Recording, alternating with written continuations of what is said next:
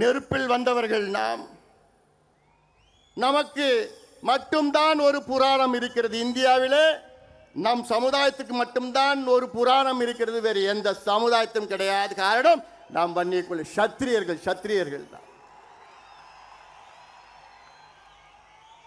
அதே போன்று இந்த மண்ணை ஆண்டவர்கள், நம் குலத்தில் பிறந்த மன்னர்கள், ஜமீன்தார்கள், அது மட்டுமில்ல வள்ளல்கள், போராளிகள், தியாகிகள், அத்தனை பேரும் நீங்கள் பார்த்திருக்கிறீர்கள். உங்களுக்கு அதை சொல்வதெல்லாம் இங்கே இருக்கின்ற இளைஞர்களுக்கு ஒரு விழிப்புணர்வு ஏற்படுத்த வேண்டும் என்ற நோக்கத்திலே தான். சுதந்திரத்திற்கு முன்பு நினைத்து பாருங்கள், எத்தனை பேருக்கு தெரியும் நாகப்ப படையாட்சி? தென்னாப்பிரிக்காவிலே காந்தி அவர்கள் தொடங்கிய சத்தியாகிரக போராட்டத்தில் உயிர் நீத்த முதல் தியாகி. இந்திய விடுதலை சத்தியாகிரக போராட்டம் அடித்தளம். இந்திய விடுதலை போரிலே, அந்த சத்தியாகிரக போராட்டத்திலே தென்னாப்பிரிக்காவிலே உயிர் நீத்த முதல் தியாகி மயிலாடுதுறை சார்ந்த நாகப்பன் படையாட்சி. இது எவ்வளோ பெருமை, இது எவ்வளோ பெரிய வரலாறு. இது யாருக்காவது தெரியுமா? இல்லை. ஏன்? பின்னாடி படையாட்சின்னு பேர் வருது, வேற எந்த காரணம் இல்லை. அஞ்சலை அம்மாள் வீரத்தாய், கடலூரை சார்ந்தவர். காந்தி அவர்களை பார்க்க நேரில் வந்தவர். அது மட்டுமல்ல, காந்தி அவர்கள் பார்க்க வேண்டும் என்று மருதான் இந்த குதிரையிலே அங்கே காந்தி அவர்களை சந்தித்தார் அஞ்சலை அம்மாள். அவரும் இன்னைக்கு இந்திய அளவிலே சுதந்திர போராட்ட வீரர் என்று வந்திருக்க வேண்டும். ஏன் வரல? ஏன்?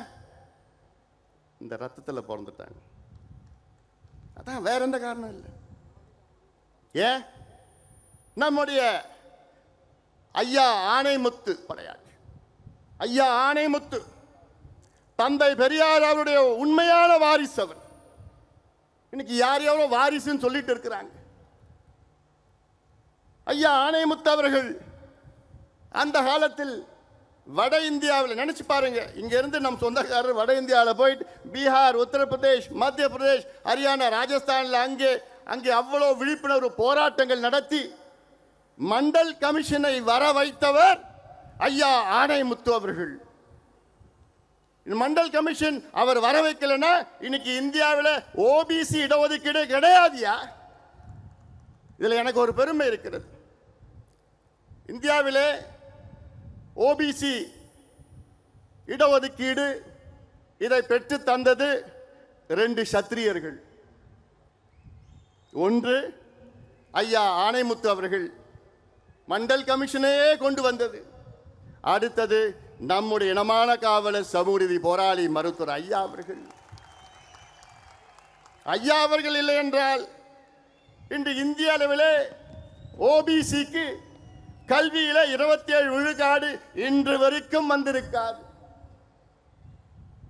அந்த ஐக்கிய முற்போக்கு அரசிலே அந்த கூட்டத்தில் ஐயா அவர்கள் கலந்து கொண்டு சோனியா அம்மையாரை பார்த்து, நீங்கள் இடஒதுக்கீடு கொண்டு வருவீர்களா இல்லையா?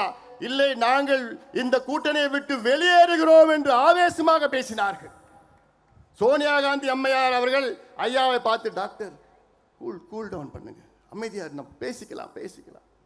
பிறகு அன்று மாலை மீண்டும் சந்தித்து ஒரு முடிவெடுத்தார் சோனியா காந்தி அம்மையார். என்னன்னு, மருத்துவர் ஐயா அவர்கள் அழுத்தத்தால் இந்தியாவிலே அந்த ஆண்டு, வருகின்ற ஆண்டில் ஓபிசிக்கு கல்வி நிலையத்திலே 27 விழுக்காடு இடஒதுக்கீட்டை அறிவித்தார் சோனியா காந்தி அம்மையார் அவர்கள். இது எவ்வளவு பெரிய வரலாறு!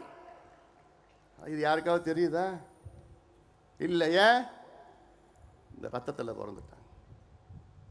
இன்னைக்கு ஐயா இந்தியாவிலே 6 இடஒதுக்கீடுகளை பெற்று தந்திருக்கின்றார்கள். சாதாரணமா அது செய்ய முடியுமா? 6 இடஒதுக்கீடுகள். இன்னைக்கு ஒரு இடஒதுக்கீடும் யாரும் இந்தியாவில் யாரும் பெற முடியல. ஆனால் நினைத்து பாருங்கள், ஐயாவுடைய ஆவணப்படத்தில் நீங்க பார்த்திருப்பீங்க, அருந்ததிகளுக்கு 3 விழுக்காடு, இஸ்லாமியர்களுக்கு 3.5 விழுக்காடு, எம்பிசி 20 விழுக்காடு, வன்னியர்களுக்கு 10.5 விழுக்காடு, மத்தியிலே மருத்துவத்துறையிலே பட்டியலின மக்கள் பழங்குடி மக்களுக்கு 22.5 விழுக்காடு இடஒதுக்கீடு, இதர பிற்படுத்தப்பட்ட மக்கள் ஓபிசிக்கு 27 விழுக்காடு. இதுதான் வரலாறு.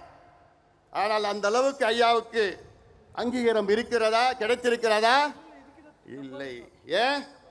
இந்த ரத்தத்தில் பிறந்துட்டார்.